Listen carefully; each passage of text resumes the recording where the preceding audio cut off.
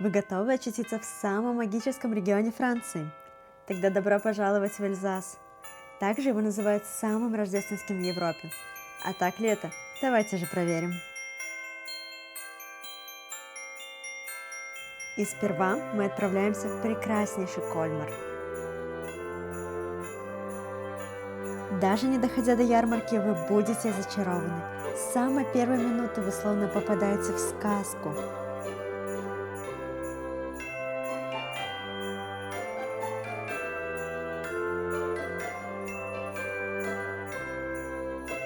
Как же прекрасны витрины магазинов!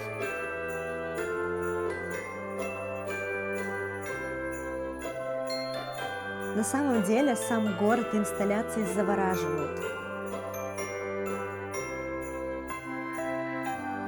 Хочется просто бродить по этим маленьким улочкам, разглядывая каждый уголок, максимально напитываясь рождественской атмосферой.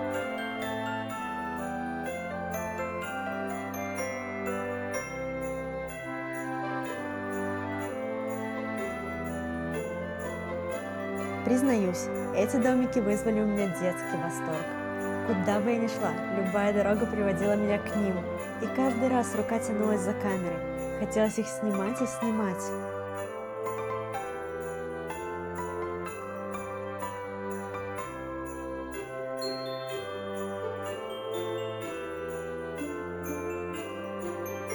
Кольмар напоминает адвент-календарь, поскольку на протяжении всего пути вы будете находить декорации с числами, означающими дни декабря.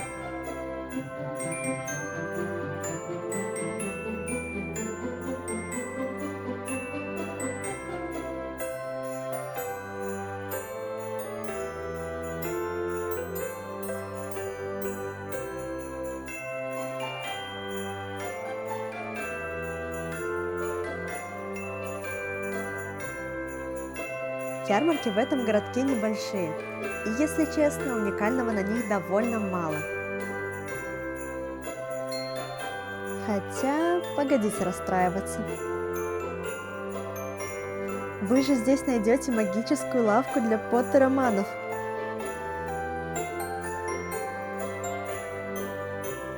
А еще мне понравились размер плиток и интересные формы местного шоколада.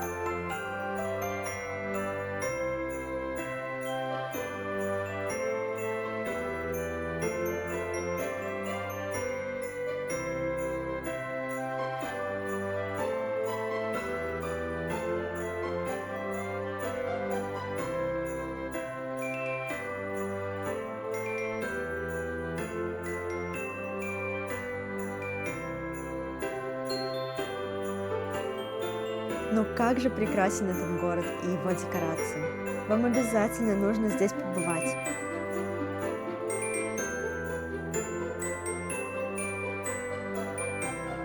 А мы ведь еще Страсбург не видели. А прежде чем мы перейдем к Страсбургу, не забудьте поставить лайк и подписаться на канал. Ну что же, добро пожаловать в столицу Рождества! Хотела рассказать вам несколько историй о Страсбурге и Эльзасе, но пока я могу сказать лишь «Вау!».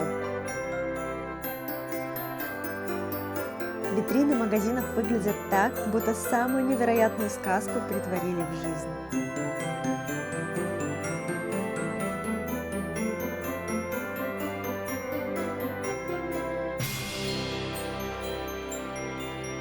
Я никогда раньше не видела настолько шикарно украшенного города.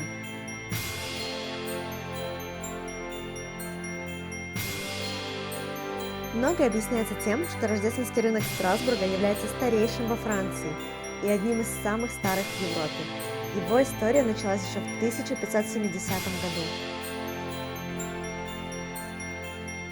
Историю продолжу чуть позже, а пока отправляемся на площадь Клебер, где каждый год устанавливается 30-метровая главная елка. Какая восхитительная пышная елка, но с небольшим секретом. Для пышности к ее стволу прибивают дополнительные ветки. Всего несколько ударов и никакой магии. А если прийти раньше открытия, то можно заметить, как мило спят домики. Только тссс. Вот уже ярмарка начала свой день. Ох, сколько здесь разных вкусностей. Так, о чем это я? Ах да, мы ведь еще не завтракали. Самое время найти что-нибудь вкусное на завтрак. И на выбор у нас шампиньоны в сливочном соусе, колбаски в соусе карри и курица с шампиньонами в сливочном соусе. Мы взяли себе по одному блюду и гарнир в виде картошки. Каждая порция обошлась нам в 10 евро.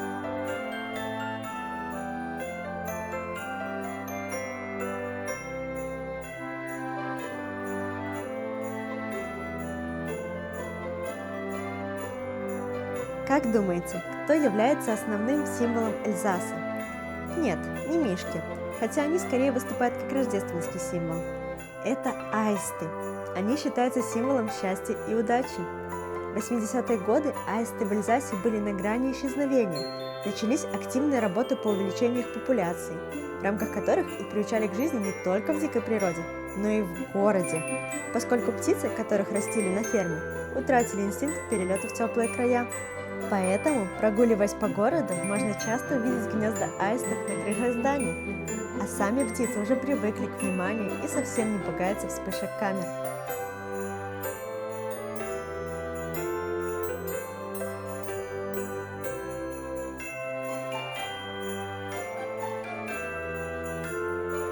Вот это мой размер пряника, это я понимаю.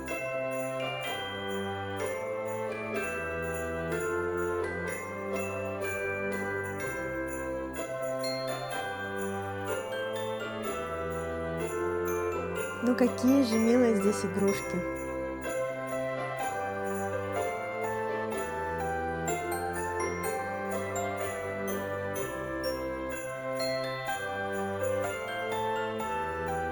Эх, не тапки, мечта.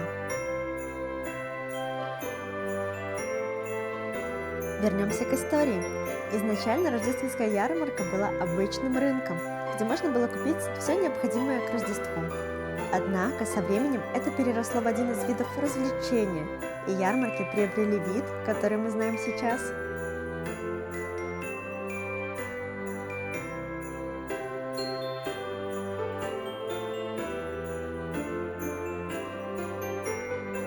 А это самая популярная в соцсетях локация в Страсбурге. Мы еще вернемся сюда, когда немного стемнеет. А пока пойдемте наслаждаться волшебством ярмарки около Нотр-Дама.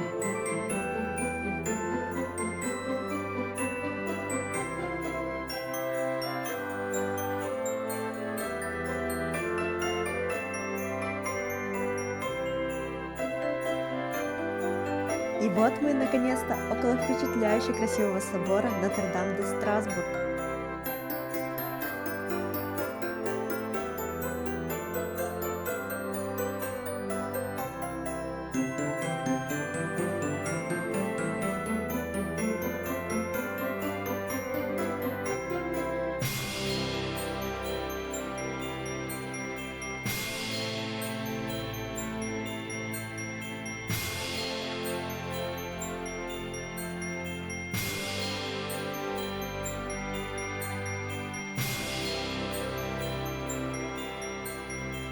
Ну что же, пойдемте смотреть, что можно найти на этой ярмарке. Взгляните на этих снеговичков, они просто похитили мое сердце.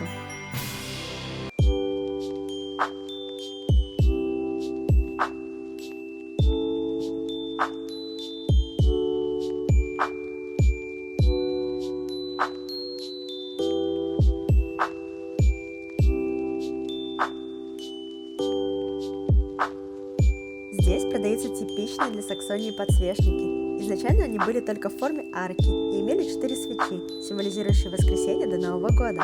Однако сейчас они приобрели совершенно разные формы, но все еще остаются прекрасным праздничным украшением, которое обычно размещается на подоконнике. Но какие же невероятные пряничные домики здесь продаются!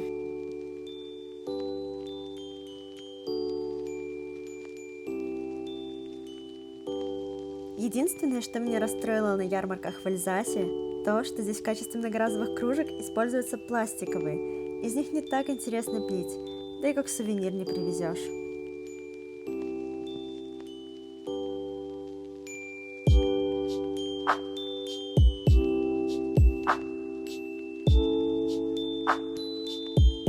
еще мы попробовали фирменные сладкие булочки в форме человечка. Просто булка.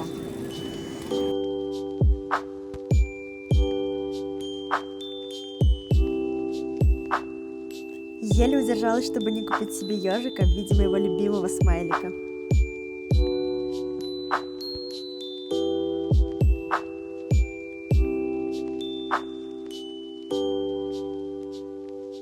На каждой ярмарке много уникальных сувениров, но также встречаются и повторения, как в рамках одной ярмарки, так и в разных городах.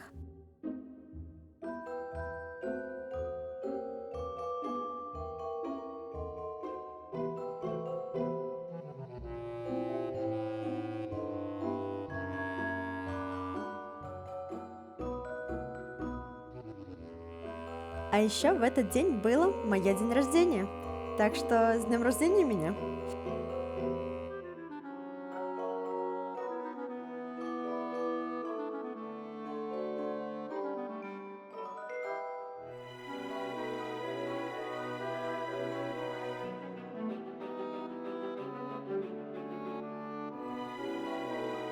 А еще Страсбург является одним из самых немецких французских городов из-за своей истории, ведь он несколько раз оказывался в составе Германии, поэтому даже Нотр-Дам был построен немецкими архитекторами.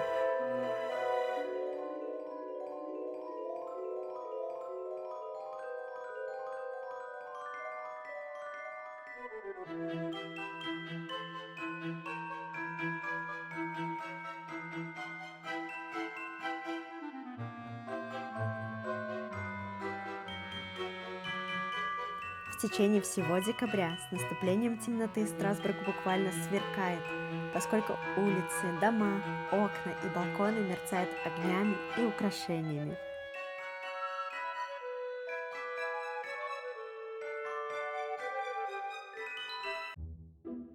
Это невероятное удовольствие прогуливаться по неповторимым и восхитительным улицам Страсбурга. У вас нет шанса уехать отсюда без рождественского настроения.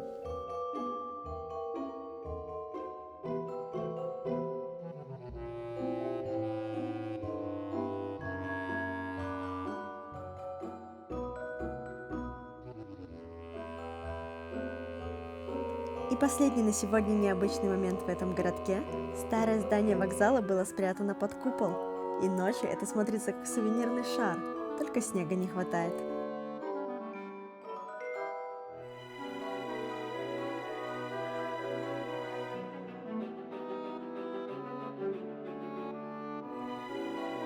Спасибо вам большое за просмотр. Поздравляю вас с Новым годом. Пусть все загаданное сбывается, а в жизни будет много увлекательных путешествий. Увидимся в Новом году. Пока-пока.